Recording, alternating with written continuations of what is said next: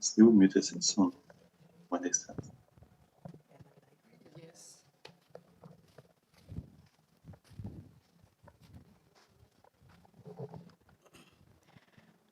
Good evening, as well as good morning and afternoon, depending on your time zone, and a very warm welcome to the Black Hole. Today's talk, today's discussion takes inspiration from the book titled A Thousand Years Before Darwin, a work that invites us to reflect on the broader history of scientific inquiry, particularly the often underappreciated role of Muslim scholars during the Islamic Golden Age to fields such as anatomy, biology, and evolutionary thought, or in general study of life. The book reminds us that the story of science is not about one figure or one era, but about a long tradition of curiosity and inquiry across cultures and civilizations. We are very glad to have with us the author of this book, Dr. Rui Diogo, a distinguished Portuguese American biologist, researcher, speaker, and associate professor at Harvard University, whose work spans biology, history, and society with over 150 papers and 20 books to his credit. Joining him is Ezgi Onalan, a psychology graduate from Üsküdar University in Turkey, with a keen interest in neuroscience and the intersections of mind, behavior, and knowledge. Thank you very much, Rui and Ezgi. So glad to have you with us. I hope you are hearing me clearly. Yes, thank you very much for having us. Great. Thank you. Welcome. I will like to thank Dr. Ibrahim Rashid as well for his help in all the coordination and making this session possible. Moreover, I would like to thank Dr. A.H. Nair. He's sitting right in front of me, a little on the right, on the left side. Physicist, educator, author, and advocate for science and human rights, who will moderate today's session. Thank you everyone for attending this discussion. Please do us a favor and switch your cell phones to silent mode so that there is no distraction. After the presentation and talk, floor opens for question and answer session, and when it does, please raise your hand so that this microphone is handed over to you. Before we begin, I would like to invite Dr. Abdulhamid Nair to kindly say a few words. Thank you very much. Thank you very much. Sir इधर ही आ जाए बैठ के कर लेंगे खड़े बैठ के करना चाहिए क्या हुआ? बैठ के करना चाहिए No, okay. Thank you very much. You have introduced the topic as well as the speaker and everything. I don't have to add very much to it. It is a pleasure to welcome Professor Rui Diogo. We were hoping that you would be here in Islamabad to give this talk, but unfortunately, you are some distance away. I believe that you are in Turkey at this time. Yes, but in Turkey. Very nice of you to have agreed to give this talk. And we hope that you will invoke a large amount of interest in this particular topic. The topic is indeed very interesting. So now I will just hand it over to you. Thank you very much. Thank you very much. And yes, thanks for inviting us to be here. We heard about the black hole. Seems to be a very intellectual and cultural place with discussions about many topics. And thanks to Ibrahim. He has been very helpful organizing these, and as Dr. Nayar seems to be a very prominent person and being here moderating this talk. I just have a question. Do people see the PowerPoint slides when they see us in the camera?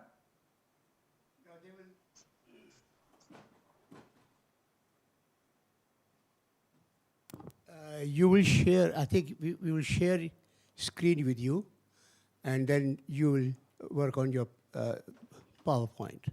Yeah, here we are. We can see okay. You see the PowerPoint. Yeah, like that is better. Fine. And okay. And one question also, could you share with me the PowerPoint so I can see the PowerPoint myself when I'm talking? It will be easier. Yes, like that. Yes. Thank you very much. That will be possible. Yes. Yes. So in this talk, we are going to discuss a bit, of course, the untold stories, right? The contributions of Muslim scholars that normally we don't talk so much in Europe or in America. And also a broader discussion, that's what the student as Jonalan will do. It's a bit also about how can we combine, right, religion with science, etc. It's like a continuation, right, of the topic in a way. So I will talk about 30, 35 minutes, and then the student as Jonalan, she will talk about 5 minutes about this. And then we are open, both of us, for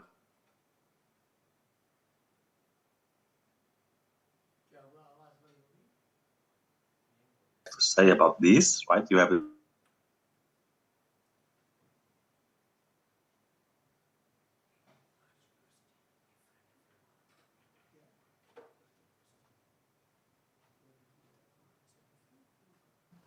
Can you go to the next slide, please?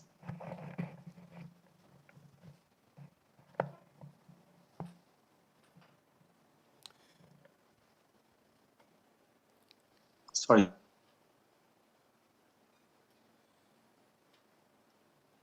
The slide is on, yes.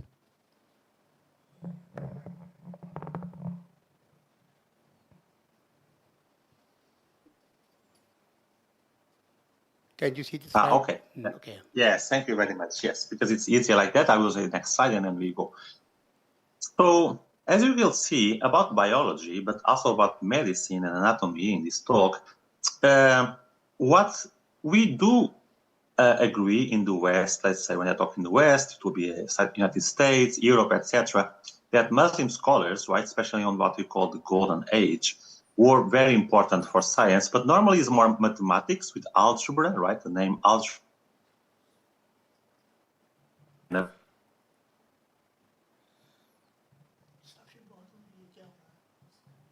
Biology in this case, right?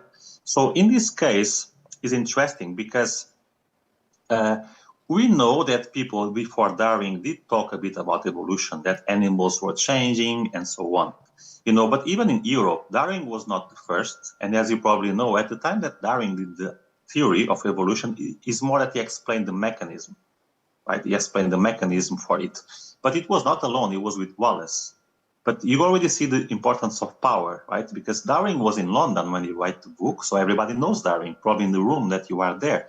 But Wallace had the same idea, but he was in Malaysia, in a hut in the middle of the jungle, so he was not where it should be. So you already see that science and knowledge is based on where you are in the centers of power, right? So in Europe, we did not talk so much about contributions of Muslim scholars in biology and some parts of medicine, as you will see, right?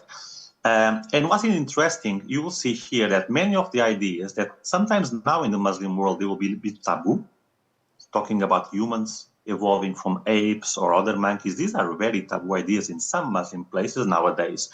But they were actually common in the most famous Muslim scholars around the world, everywhere, in Andalusia, in Pakistan, in Persia, and so on. So it's interesting to see that there was a mismatch between what the prominent scholars were saying at 1,000 years ago, precisely, right, or more, and what nowadays is more often accepted. So next slide, please. Yes, I will just give a few examples here, right? In the book, right? This as the book. I think you have the book in place, or you are supposed to be, or you can get it. We will try to translate it actually for Pakistan, as you know, and I hope this can be really discussed also in Pakistan, especially, as I will talk a bit more later. But this is an example, right? Al-Jahiz is 18th century. So you see, it's only 1 century after the expansion, right, of Muslim so-called empire. And already you have one of the most prominent philosophers and zoologists, actually, he was a biologist from Iraq. At that time, the most prominent place of knowledge was in the beginning of Muslim expansions, as you know, was the Arab Peninsula and Iraq in special Basra and so on. So interestingly, the mechanism that Darwin proposed, he not only said that animals are evolving, right? It's not that, let's say, that God just did all the animals at the same time and they are all the same. No, he actually said they are evolving, and he actually already said a mechanism. He said survival of the fittest, really with those words in Arabic, of course, but he really said survival of the fittest in these books. I will just read for you to see like one sentence, because it's better to read what he said than just me saying, right? Animals engage, and this is a text from the 8th century, right? Animals engage in a struggle for existence. It's actually the same words that Darwin used like 1,000 years after, for resources, to avoid being eaten and to breed. Environmental factors influence organisms to develop new. No.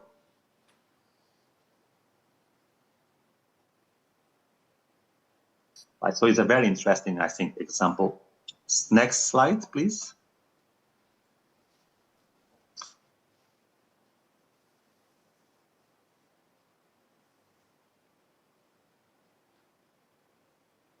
Questions were very prominent all the time, before even the the Muslim expert.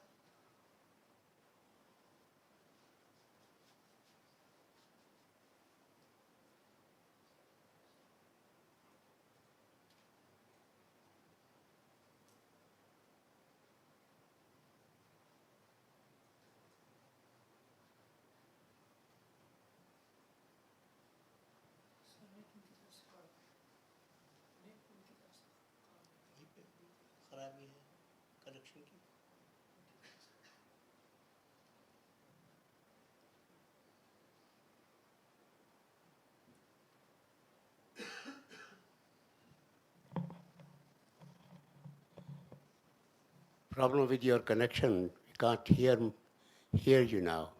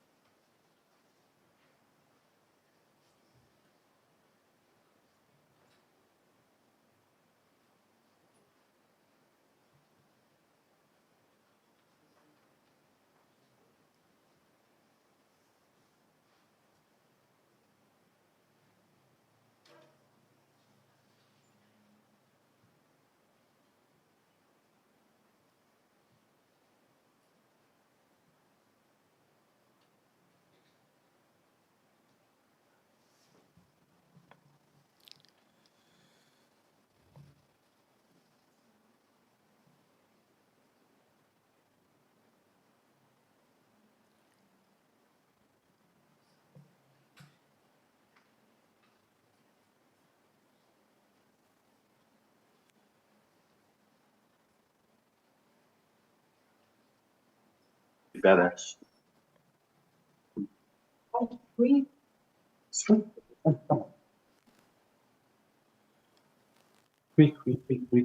I hope it's better. It's not we have to tell them because. Okay. Okay. I don't know. What the hell is really bad luck?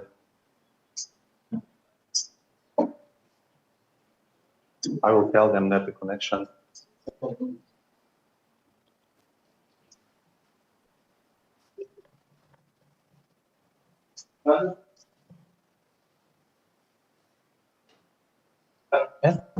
The connected.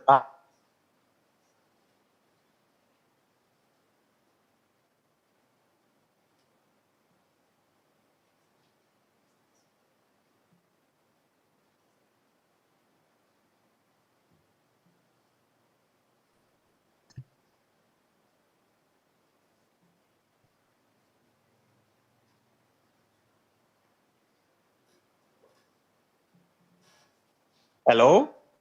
Now we can hear you, yes? Yes, sorry. So yes, we take out the video and we do without the video, right? Okay, good.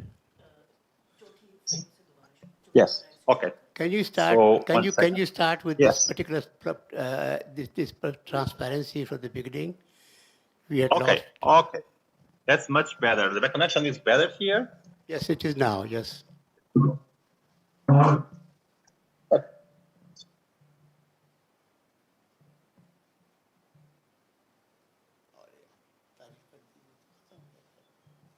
The previous slide. Did you hear? The slide The is previous on. slide was okay, right? Your slide Okay. on if the Viscavia is on. Yes. For transparency is on, and we would like you to repeat your statement on this particular slide. Why? Because if you think about the Muslims, if people don't give the credit for that, but the Muslim Empire, if you call it like that, was the first time in human history that expanded all the way from regions like Indonesia, right, in East Asia, all the way to Europe, all the way to Portugal and Spain. So for the first time, they had records of Muslims that were progressing, right, that have seen apes, like orangutans in Indonesia, gorillas.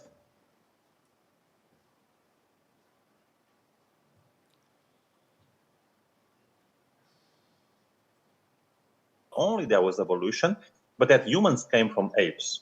And this is a main taboo nowadays in many Muslim places, but also in America for 50% of the people, as you know. So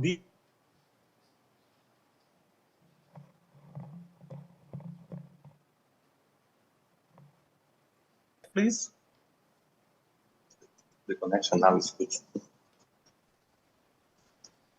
Yes, next slide, please.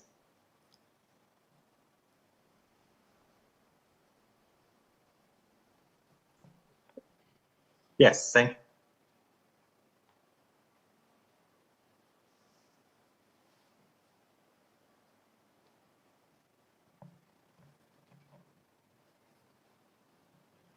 Taking off your picture has not helped very much.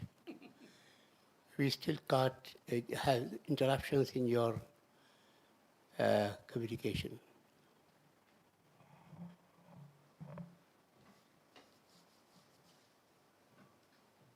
Branch. You can have.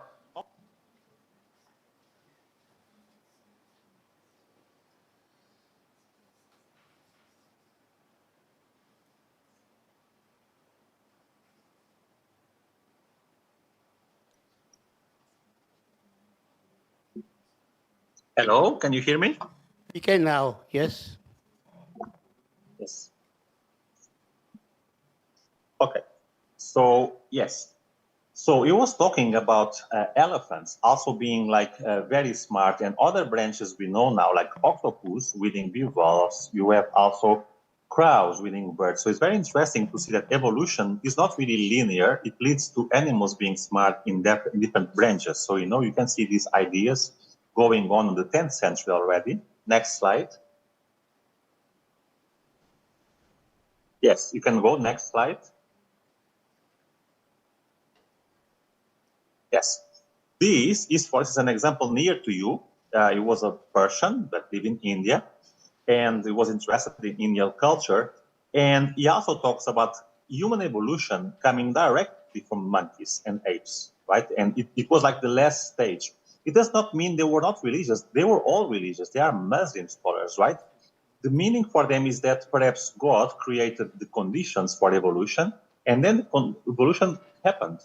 Perhaps God knew that humans will actually be the most smart or the most special, but they believed in God, but they could combine that with also believing in evolution, including that humans come from apes. That is very interesting because some people in, let's say, in America, or some people in Iran will say that they don't believe in evolution. But if you think about it, they do see evolution. COVID, everybody knows that the virus changed. We have the beta, then we have the micron.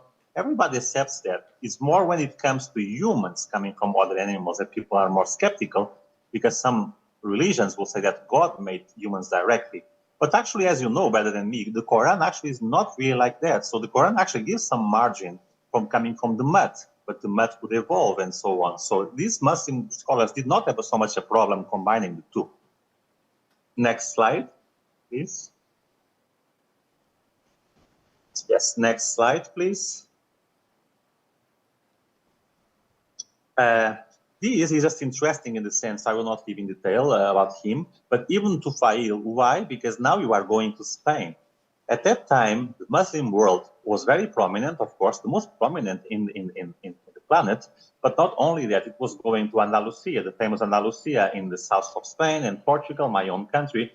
And it was really one of the most like moments of human history that everybody was developing ideas. There was not intolerance. There were the Jews, there were the Christians, all together having ideas. That is really the power of Muslim Golden Age, right? Where everybody was able to talk and to speak about all the ideas, right? And so it's interesting to see the ideas also coming from there. You see, they go from one place to another place and they talk about adaptation, evolution, and so on. Next slide, please.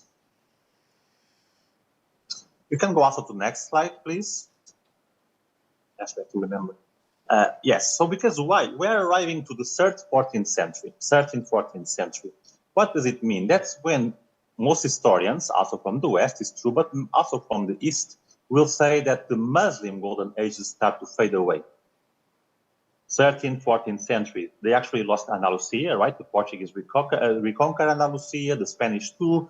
So it was a moment that not only Europeans start to win some of these fundamental wars, but also Europeans start to do globalization. The Portuguese start to go themselves to India and everything with the boats, 15th, 16th century. And then Europe starts to have more power, right? Including like colonizing some Muslim countries like Saudi Arabia, India, and Bangladesh, and so on, right? Not India.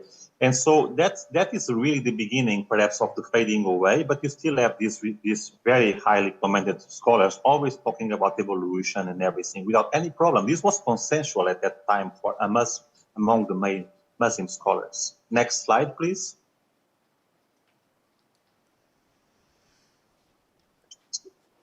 Yeah, you can go also to the next slide, please. Yes, so you see, 14th century is the really last example that we are giving on this part, right? To say that, you know, you have this still in the prominent Muslim world. This is known for many kind of books and really talks again about human evolution a lot. So human evolution was really prominent, coming from monkeys and evolving, etc.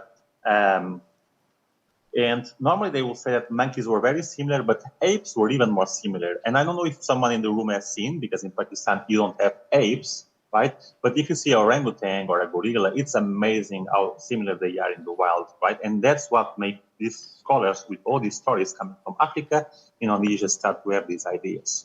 Next slide, please. Yes, so there are two main important points in this part, right? One of them is what happened after, right? Why, for instance, if I go to some parts of Iran nowadays and I say that humans come from apes, I could actually have problems, right? So why the most prominent scholars, some of them from Iran at that time, from Persia, will say these things? It was consensual. These were the most important voices of the Muslim world. And nowadays, because historically there were deep changes, right? When Europe started to dominate and to colonize and sometimes to oppress the East, Middle East, and so on, there was a reaction against Europe. And so one of the reactions was against Europe power. And Darwin symbolizes the power of Europe science. And actually they were right about that. Darwin is not only a biologist. As I wrote in my book about Darwin, Darwin was a symbol of the power. When he died, he did not die, as the stories say, as someone that was an atheist and everybody hated him in England. He was not atheist. He was always religious. When his daughters died, he began to have some doubts, but he was still religious. But for him, God did not play a role in evolution. Evolution was mainly random. In these scholars, evolution happens, but mainly still controlled by God, right? And that is like an important point. But Darwin was a symbol then. It was buried on the most prominent abbey of England, where kings are buried, right? So the Muslim scholars start to react against that a bit and start to go a bit against these ideas from the West. And that's why also evolution starts to be a bit taboo. They begin to be more fundamentalists, right? And that is interesting with the discussion I will do for the next part. The second part is, yes, was there a direct link? The question is, okay, the Muslim scholars had these ideas, but did Darwin or someone know about them? Or they were just disappearing and then Darwin had to go from scratch? And people are doing more research about that. And the grandfather of Darwin, that actually had similar ideas, already Erasmus Darwin, in his book Zoologia, it does cite some of these Muslim scholars. So it's possible, actually, and perhaps something we could do together, that there is actually a direct link between these Muslim scholars and what then Darwin and Wallace said. Okay, next slide, please. Yeah, you can go to next slide, please. So now, to finish the shorter part, and after then, as Yonalan will talk about 5 minutes, right? This is just a very short part, perhaps 3 minutes, about the untold stories also, but about the discoveries of anatomy and medicine, you know. And here is perhaps a more even good example how it's really being some kind of discrimination about the contributions of Muslim scholars. So I give a practical example here. Next slide, please. Yeah, next slide, please. Yeah, here. So you see, this is mainly the index of a textbook that is the most famous comparative anatomy history textbook. If you see the stories, like always, in Europe, you love this story. First, you have the Egyptians that somehow aren't from Africa, but kind of Europeans because they are white, supposedly, and everything. Then you have the Greeks doing all these contributions with Hippocrates, the first doctor of medicine, what is of course not true. Medicine is in every single people living in the forest, everywhere, right? And then you have Galen, that is supposed to be the father of human anatomy, to be the first to really describe the human body in detail. But then, as you can see in the index, after that, suddenly, Galen is before Christ, right, 2 centuries before Christ. And if you see, after that, there is the European Renaissance, as if nothing was discovered, right, in anatomy and in medicine in many ways, between almost 1,500 years. So if you go next slide, please. Yes, next slide, next part, yes. So you see, now we cite here the Renaissance with Vesalius and everything, Da Vinci. So for 15 years, for 1,500 years, supposedly nothing happened in discoveries. Why? What a coincidence. Who had the prominence at that time in the world? The Muslim empire. It's almost like they cannot recognize in these textbooks that Muslims contributed to anatomy, to medicine in many ways. The idea is that Muslim scholars are mainly just translating to Arabic, and then the Europeans took up and go on. It's like Muslims cannot innovate. They can only copy. That is a really kind of racist story that you can see. These are the textbooks that we still use, teach medicine and anatomy. And then what we did with the Muslim scholar, one of them actually was from Pakistan. Amina, that did the PhD with me, was from Pakistan. And Malak did his PhD with me, was from Saudi Arabia. So they were the ones doing this work also with us. And the next slide, please. Yes. Now, what is interesting is that supposedly nothing happened when we have the Dark Ages of Europe. And it's interesting, what happened in Europe then? 5 centuries after Christ, they begin to have intolerance, right? They begin to burn people that will have different ideas. If you say that the earth is moving, they will burn them or put them in jail. And so in that sense, it's interesting to see that some Muslim countries like Iran, etc., are having the same parallel right now, right? They were much more tolerant, discussing ideas, humans evolving from apes and so on. And then they begin to close up, a bit like it happened in the Dark Ages of Europe. And if you see, it corresponds to the time 5th century after Christ, or 7th century after Christ in particular, and the Islamic Golden Age, right, start to decline in some countries after 7 centuries after the Prophet Muhammad, peace be upon him, right? So it's really interesting to see a bit that parallel. So this is the history that they say. Muslims just translated the books, and then the European from the Renaissance. That's why you say Renaissance. You are rebirth from Greeks. You are coming back to the Greeks to then develop science, as other people did not contribute at all. The Muslims, the Chinese, not at all, right? So next slide, please. Yes, next slide, please. Now, the interesting story, and before, can you put to the slide before? Yes, yeah. The interesting story, and that's why Malak could easily test this idea. Did Muslims really did not discover nothing of anatomy and medicine? You know why? it's easy to test because Galen, the supposed father of human anatomy that was 2 centuries before Christ, right? Greek or Roman, he actually did not dissect humans. It was forbidden to dissect humans at that time. So what they did, they dissected these monkeys from Gibraltar, the so-called Burmari monkey. It's not an ape, it's a monkey. Apes don't have tail. Monkeys have tail. This monkey actually does not have tail, but not because it's an ape. So they dissected monkeys. And so the descriptions of Galen, they are similar to humans because monkeys are almost like humans in size, but they have some differences. So we could test, were the Muslims talking about the same kind of anatomy, or were they talking more about human anatomy, right? And so we could test easily. And what we did with Malak, next slide, please. These scholars are scholars we know that said things about human anatomy that we know they were new things, meaning that Galen did not know about human anatomy because it was based on monkeys. And these scholars are saying more. So clearly they were innovating knowledge about human anatomy and medicine. We can show that easily by showing what they are saying, right? So that is a very important point. They were innovating, and these are untold stories about them. Many of them you know them, is the most famous al-Baghdadi, Avicenna, and so on. So I will just give 2 or 3 examples, right? Next slide, please. Next slide, please. Next slide, please. Next slide. Yes, for instance, Galen, mainly as a mistake, but also based on monkeys, he said that there were leads in the end of the ureters of the female humans, right? And Al-Razi, of course, in the 9th century, said, no, there was no lead. In humans, there is no lead. Now, the big question actually, did the Muslim scholars improve the knowledge because they were dissecting humans? We don't know if they were really dissecting. Some Muslim countries have rules against dissecting. Nowadays in Saudi Arabia, so my PhD student Malak is teaching now at university, is one of the most famous professors in Saudi Arabia of anatomy.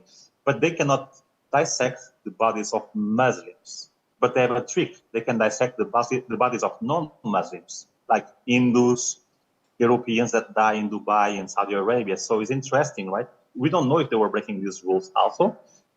And or they could be based on surgery. We know that Muslim doctors were doing sometimes surgery. So perhaps they were opening women, doing some surgeries and observing that the leads have no leads in the uterus. So we don't know very well why, but clearly they are improving knowledge. Next slide, please.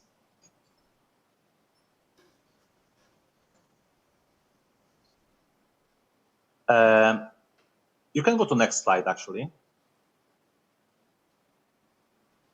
Yes, you can show the muscles here. So this is a good example because we know that monkeys, because they don't really move the thumb as we do, right? They have a muscle that goes to 5 digits to flex them all at the same time. They don't really have so much precision in the thumb. But humans are special. We evolved, we divided, one goes to the thumb to have good thumb movements, and the other goes to the other 4 digits. Now, the Muslim Galen, because he was based on monkeys, he said only one muscle go to 5 digits, like in monkeys. But if you go to the next slide, next,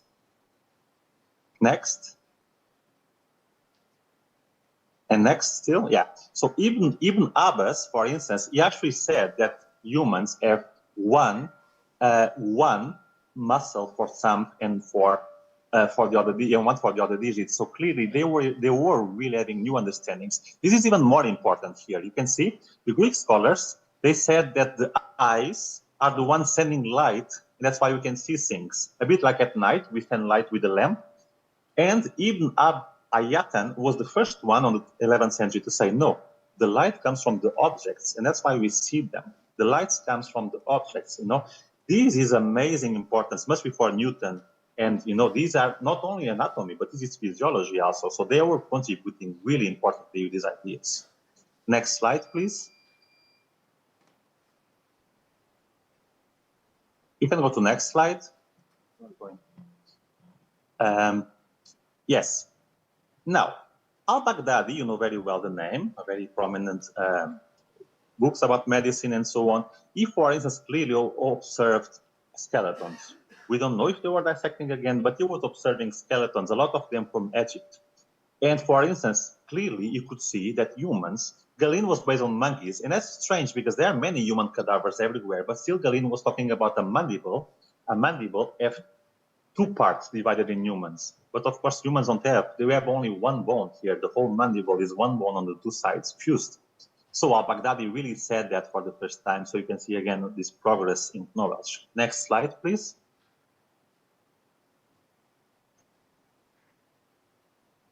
Next slide, please. Yes, you can go to next slide also. Yes, this is to finish my part. It's just to show that you see, like, there are drawings, very detailed drawings, really showing an improvement of knowledge of medicine and anatomy. Like they were showing the sutures that we have in the bones in a way that Galen did not describe. In the next slide, please. And one interesting thing is this. The Muslims in general always are more poetic, right? In a way, more like visually poetic and beautiful. Like the way you pray is very different, right? From the way Christians pray with the melodic sounds.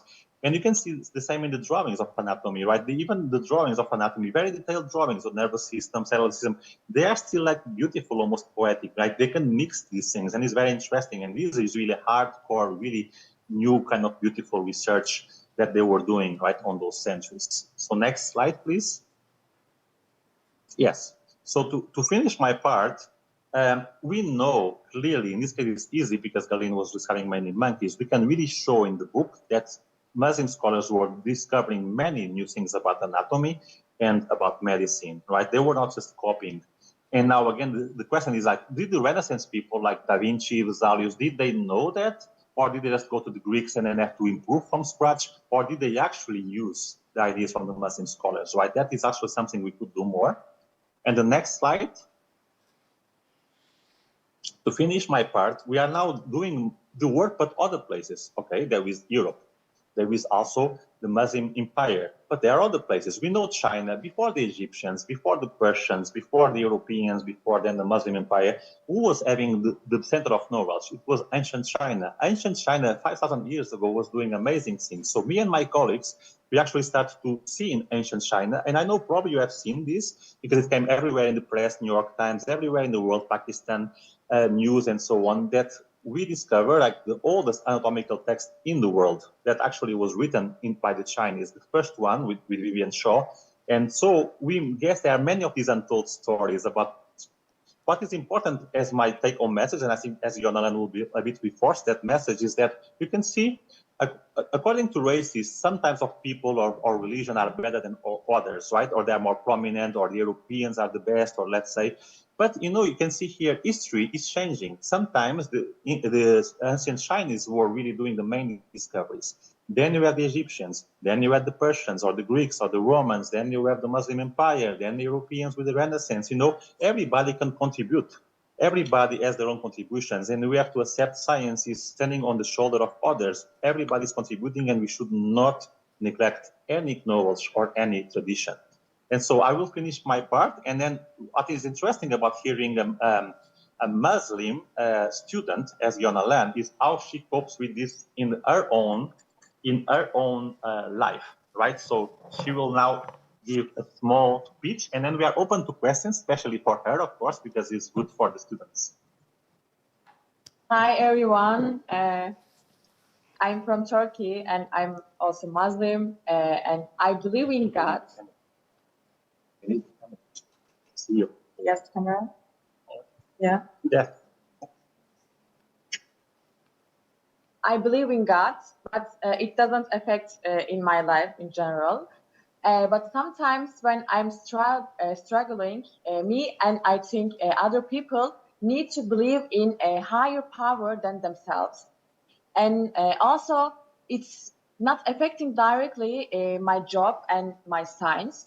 And now I'm working and living in Germany, and they don't believe in God in general, or they are not religious. As a Turkish person, it's really interesting for me to live and work there because there are maybe situations where I have to follow their rules also.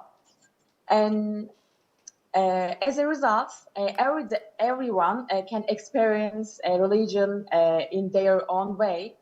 Some can use veil, or some cannot use, or doesn't want, or some can go to mosque, or some don't go mosque. ultimately, it depends on their personal decisions. And yeah, thanks for listening to me. Thank you very much for listening to us. And if Nayat could say some words, because we are very interested also to know what your ideas about this, and then moderating and open to questions from everybody. Thank you very much. Thank you very much.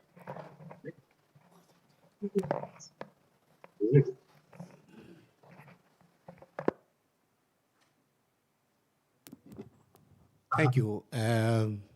This was quite a. I'm being asked to sit over here and moderate. So this was quite a bit of things to say about the issue. We have these evidences on what the Muslim contribution has been and how their contributions led to what finally has become the Darwin's theory. So now, do we have questions now for the speaker? Anyone? Yeah. Thank you very much. Your talk was quite interesting and eye-opening as well. As you have suggested that... sorry? Go on. Yeah. Thank you very much. Yes. As you have suggested that research is underway to find some connection or learning of the Darwin from Al-Jahiz, Ibn Mascoya and Al-Biruni's more or less similar approach to evolution. But in general, why the West in science and the science of evolution, autonomy and medicine do not accept Muslim contribution? I mean, in the mainstream institutional learning, usually they do not acknowledge Muslim contribution, whatever the branch of science, including anatomy, evolution, and even human rights and other sciences and social sciences. It's a very good question, right? Because we could argue that some parts of the Muslim world were actually reticent, right? And were trying to go against Darwin with the idea that Darwin symbolizes, and actually is a bit true, Western imperialism. But it's also a good question, right? Especially this work. Amina from Pakistan did this work with me about 9 years ago. The book is coming out now, but the paper and the main Vice article came out 7 years ago. So why are not, of course, textbooks have to be written with time, go out and being read and everything. But still, like, the question is, why are not people talking more about this? That's a very good question, right? But I think we still have the idea that mainly there were no contributions for biology in general from Muslims, but not only Muslims. We are talking about Hindu, in the empire, right, before Persia. We are talking about ancient China. So it's a very Eurocentric idea. And unfortunately, it's difficult to change. But it started to change because there was an interest about what we said. Like, Vice was one of the most read that year, our article in the world. But then I think that does not follow up precisely the big publishers that do the big books, right? Springer, etc., textbooks for universities. Why are they not picking these stories, right? What are the interests behind? So it's a very interesting question, actually. Thank you very much. Mahmoud, do you have a question? Yeah. What I have... bring it closer. What I have gathered from your slides, I think evolutionary ideas have remained present, and even Charles Darwin's father wrote a book on evolutionary. Grandfather wrote a book on evolutionary.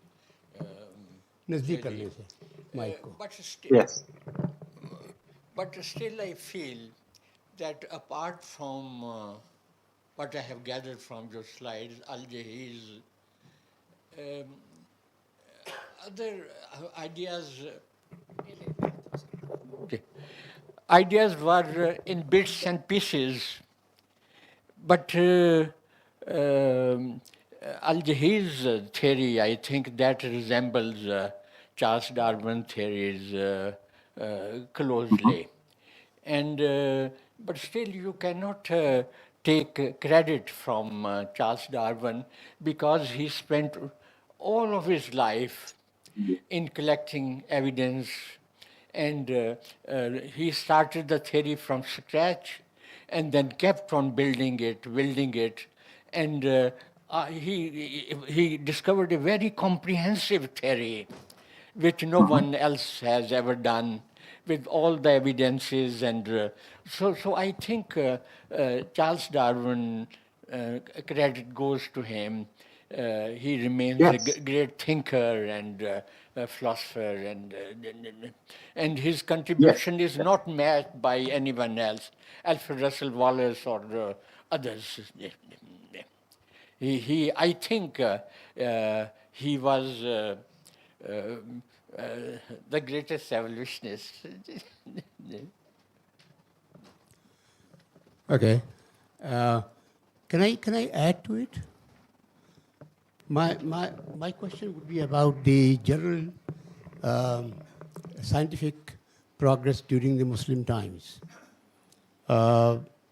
Muslims had inherited these sciences from Greek philosophers, and most of them had actually believed in logical conclusions drawn from various things, and not quite on evidences.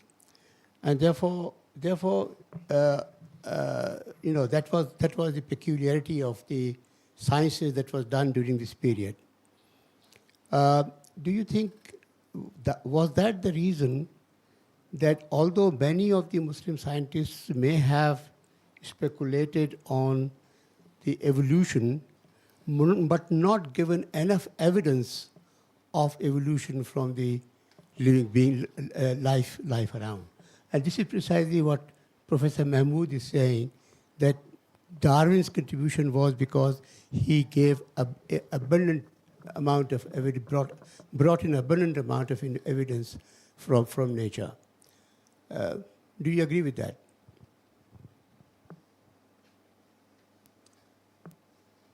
His connection is off. So, anybody else has any question? Maybe, yeah, please. इनको mic अच्छा वहाँ पे पहले हैं please go ahead. मगर अभी ठहर जाइए ज़रा आ जाएं पहले ये लाइन पे आ जाएं ये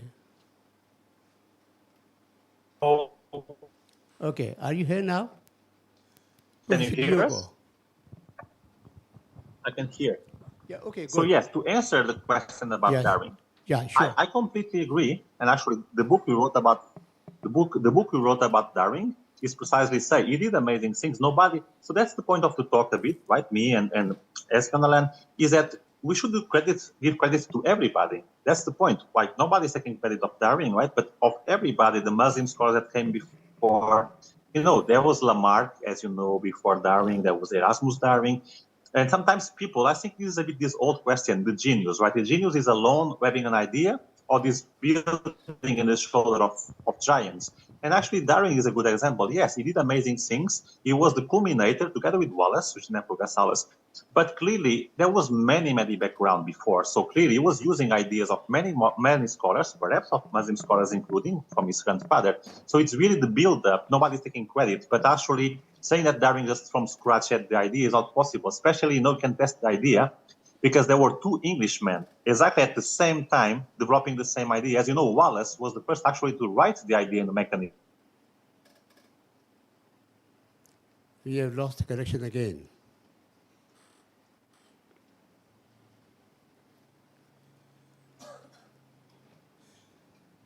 आप थोड़ा सा ठहर जाइए connection दोबारा हो जाए. At the same time, so what a coincidence is because they had the same idea because it was already in the air. But yes, they did amazing work to then compile it, as you say, in a huge book and everything. So Darwin did amazing things, but it comes from the shoulder of others, and we should acknowledge everybody. That's why. That's the point. Yes, very good point.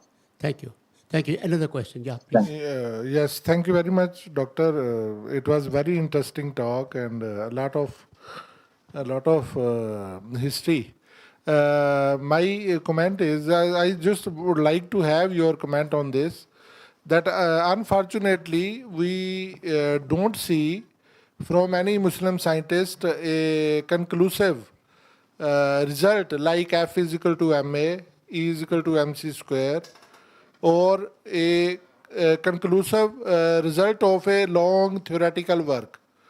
So the word formulated from Newton onward and Einstein onward, that seems to be built on whatever was the end of that long journey.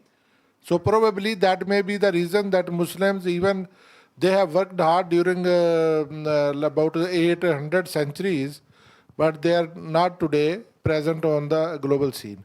I would like to have your thought. To tell the truth about that, yeah, it's true. I completely agree, right? Unfortunately, because some of the Muslim scholars that will develop the ideas that I just talked about, let's say in Iran or other countries, will have problems actually, right? But now to be optimistic, okay, but there was also the European so-called Dark Ages that happened exactly what is happening today in Afghanistan or in Iran. What happened? People saying that the hearse was moving or being burned or go to jail. The Dark Ages in Europe were from the 5th to the 15th century, 1,000 years, Dark Ages of Europe. If you talk about the end of the Golden Age of the Muslim world, 15th century, so it's have been 500 years yet. Perhaps you have 600, 700, 1,000. But I think as Europe did, I think Muslim countries will go back and be able to discuss ideas and everything. So I'm optimistic. It happened with Europe. It happened with China. I said China was amazing, and then there was a moment they closed for 5-6 centuries. So I'm optimistic that the Muslim countries can also recover. And sometimes, like Turkey is an example of a Muslim country, precisely as Ganalan said, that is starting to move up with some of these ideas. The Nobel Prize of the vaccine of the COVID was a Turkish, right? Together with someone else. So it's a big idea. RNA vaccine is the first time in history. It was a Turkish and I think Hungarian, right? So I think it's starting slowly, but yes, countries like Iran and Afghanistan, I don't see a Nobel Prize coming from Afghanistan right now, right? But I'm optimistic that history shows that then things can reverse. Yes. Yep. My name is Professor Malik Mukhtiar Khan, and Professor of? Professor of Linguistics and Communication. Wow. And You should talk with we have been hearing from the very first steps of our education that there are contributions from the Muslim scientists and all this thing we have been taught in the textbooks. But Yes. the actual feel, what I felt during my visit to the United States, when I first visited the Library of Congress and in the dome, there were subjects and the religions were written, and with Islam, physics was written, physics. And during my visit to the Aerospace Museum, I saw Aerospace Museum in the United States. I saw metal plates with Arabic written about the stars and all these things about these. So I was so happy about that when we have been hearing, but I saw actually what happening. I have many friends from Iberian Peninsula, Spain and Portugal, in the United States. We have been, we were discuss different things. Actually, the work of the Muslim scholars in Spain and different scholars is much ignored. And I would talk to my friends. In the book, the History of Western Philosophy, we have a very tiny portion about the Muslim. And so I have been discussing these with my friends. But still, again, I felt in the United States that people were opening up at that time in 2007 and 15 and now up to 2020. I appreciate works like you, bold steps to say something which has been suppressed for a long time, and I saw the hope that the things about scientific contribution, because scientific contribution and knowledge is, I think, is a human asset. Everyone should accept it. So the things are opening up in the United States. This is my hope. I have this feel.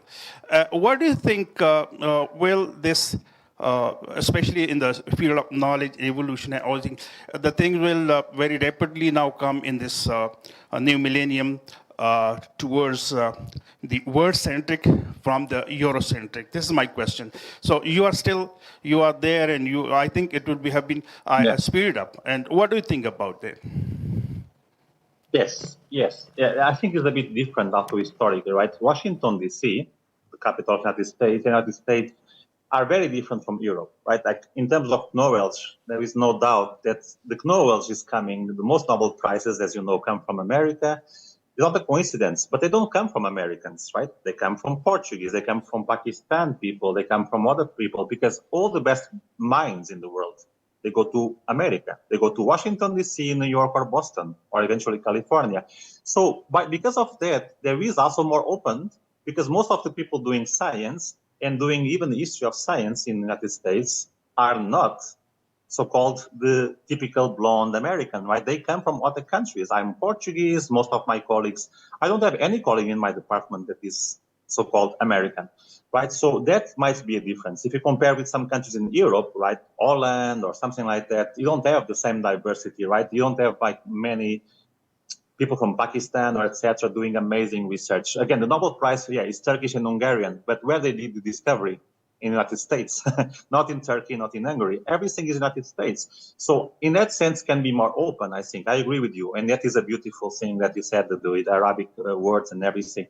Also, the history of the United States was, let's go back to knowledge, right? This new renaissance. And so they were trying to cope, like. Oops, the connection is off again.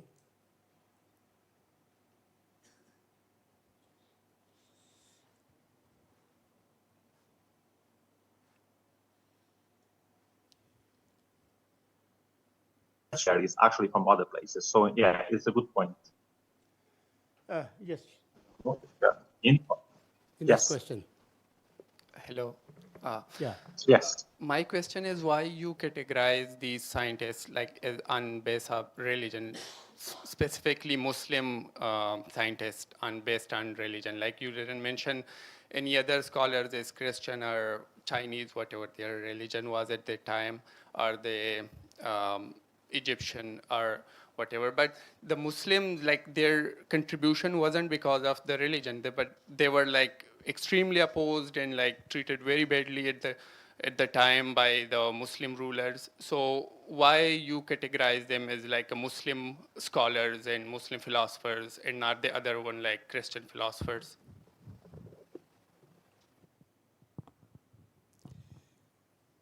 I don't know which example are you giving directly that was badly treated by the rulers. I'm saying some of these Muslim scholars.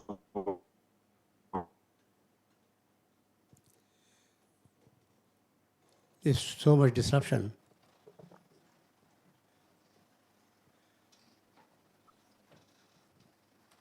Sorry, can you hear?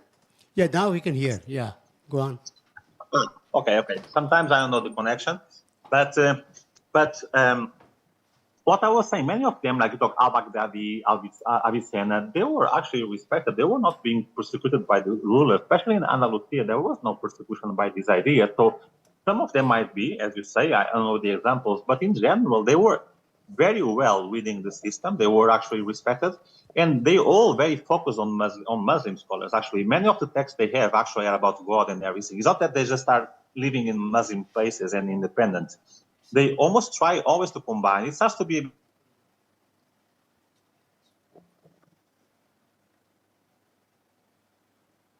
again broken.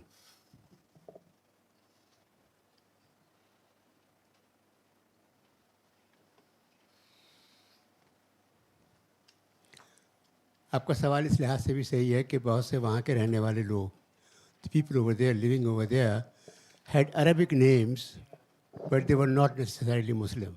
Yeah, and Many most Jews. of them were Persians, which had their Yeah.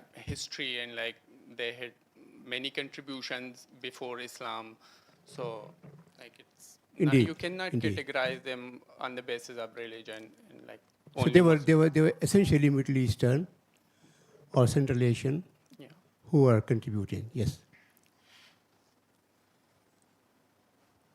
So you can discuss among ourselves. Any other question?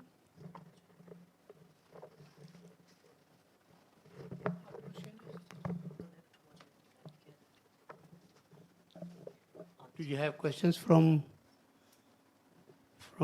online participants? No, here you have. Yeah, go ahead.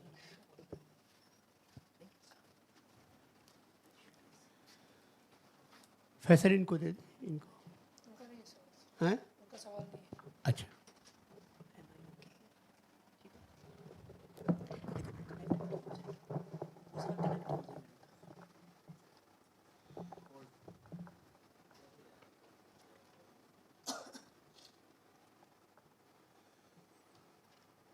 Hello hello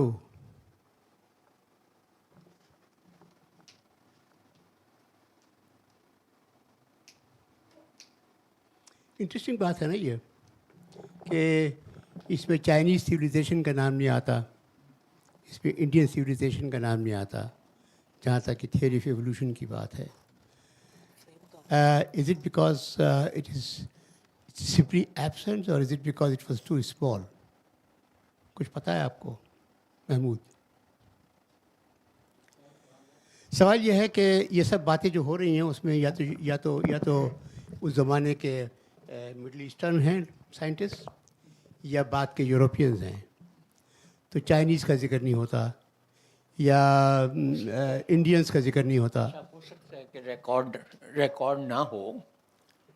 record ना किया गया हो history में. अच्छा देखें, बात ये है कि ये तो हकीकत है कि हिस्ट्री ऑफ साइंस उन्होंने लिखी, यूरोपियंस ने लिखी और मुसलमानों को क्रेडिट नहीं दिया गया. तो ये जो मुसलमान की आप बात कर रहे थे, उसने तो कहा है कि 7th सेंचुरी से लेके 13th सेंचुरी तक ये मुस्लिम एरा गोल्डन एज थी. तो उस एज में जो डेवलपमेंट्स हुई वो उसने बयान कर दी. अच्छा, और लगता है कि कि एवोल्यूशनरी आइडियाज़ बिखरे हुए थे थोड़ा थोड़ा. रूमी ने भी जैसे कहा कि मैं जमादात था, फिर मैं अपना घास बना, फिर मैं ये बना और ये बना. तो एवोल्यूशनरी आइडियाज़ तो थे, लेकिन बात बहुत स्पेसिफिक थे कि उन्होंने जेनेटिक्स की भी बात की, अडेप्टेशंस की बात की, स्ट्रगल फॉर एग्जिस्टेंस की बात की.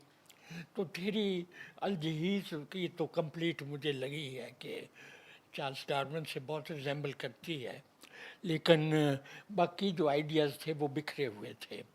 और चार्ल्स डार्विन का जैसे मैंने कहा कि भाई वो Yes, we are here again.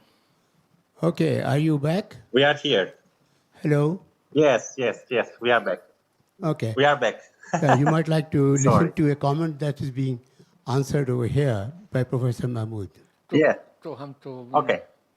मेरा ख्याल है कि हम Okay. The question he had was that you are only saying that all these scientists were Muslim scientists. It was, and Dr. Mahmood then corrected it by saying that this was done during the Muslim rule over the Middle East and Persia and Central Asia. But the scientists may have been non-Muslim, may have been Jews or Christians. They had Arabic or Persian names, but they could have been non-Muslim as well. That was the question, and that has already been sort of answered by Professor Mahmood. My question is, as a historian of this area, have you seen any contribution coming from Chinese civilization or Indian civilization? You say, can we also see similar stories from India and China? Any developments of ideas similar ideas on evolution. Were there any from the Chinese civilization or the Indian civilizations? That is a very good question, and actually, that's why, I would like to know some students hearing, or professors, or online. I guess people are online. There's projects we can do, and you see, you can do them so easily. Remember, exactly for the same question you did about anatomy, were there contributions in China? We just did the easy kind of work going to ancient texts, and we did a paper that came world famous by showing the first anatomical text. So if students or professors want to engage in this research with us and say, were people, even not only from India or China, but were people living in current Pakistan, like not just Persia, but in current Pakistan, doing similar ideas, for instance, because I did not cite any of them, right, in the book. These are things that we could do easily, and really need to be answered, as you said, right? Or like, how are these ideas being developed? Why would Chinese? But you also have to see the context. The Chinese, for instance, the empire was not going so much out. So Chinese never saw apes. That's a big difference, right? The Muslims were the first ones to see all types of apes, right? The empire extended from the orangutans from Indonesia all the way to deep Africa, right? They went to deep Africa. Nowadays, you still have Muslim main portions in Burkina Faso, etc., with gorillas and chimpanzees. That is a big difference, that Chinese did not have that advantage, but they might have similar ideas, One interesting thing is about gods, right? You can see each region, the religion normally comes from what they see. So, for instance, in Europe, you don't have gods as monkeys, but in India, as you know, you have god monkeys.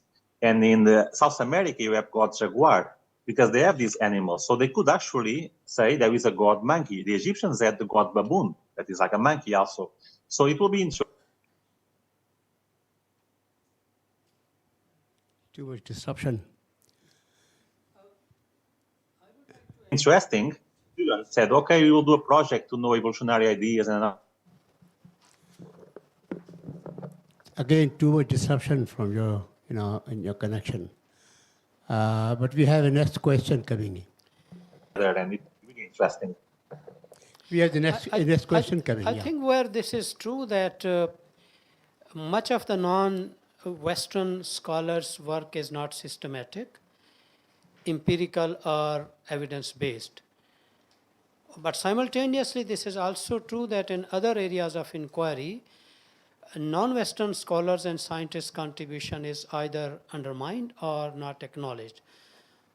For instance, Bhattacharya as an inventor of zero, or Panini being one of the very first few linguists, or the cylinder of Cyrus as the fundamental epitome or the tablet of introducing human rights, who accepted women's rights, who said that the ruler must not rule without the consent of the people, who was opposed to enslavement. So even their contribution is not accepted, while accepting that the Muslim scientists must not be categorized as Muslims if it is evidence-based, if it brings some empirical evidence, etc. Thank you.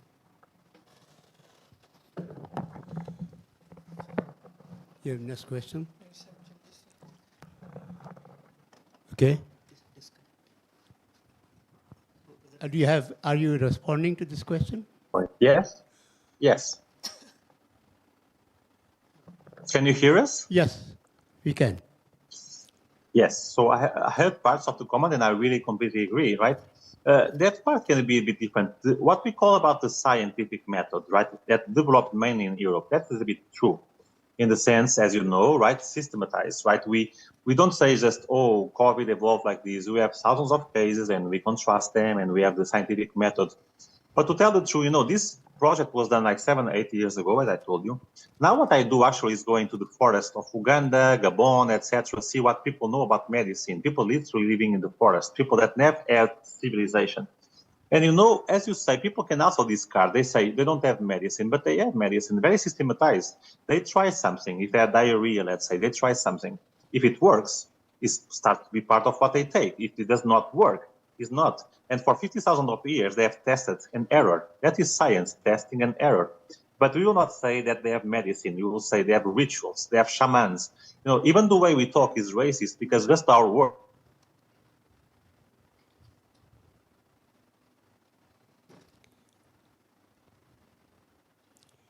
systematized in any part of the world, in Pakistan, in India, traditional medicine. And so in that sense, sometimes we overdo. Science did not begin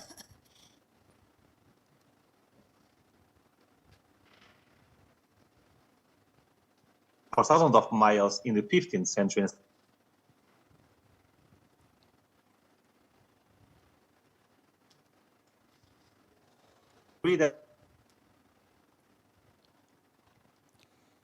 Sorry, too much disruption in your connection.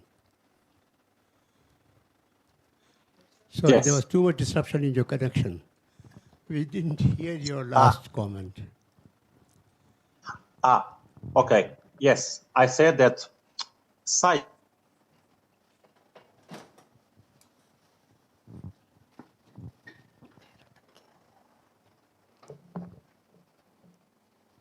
as a science because they were not like Portuguese were sailing the world, right, with boats in the 16th century. Clearly, they were using science, right? You cannot do this without science.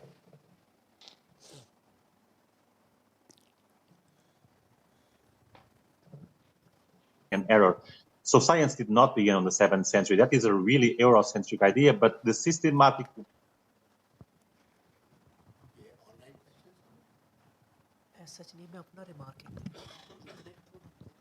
difference also about that. Yeah, it's a very good point.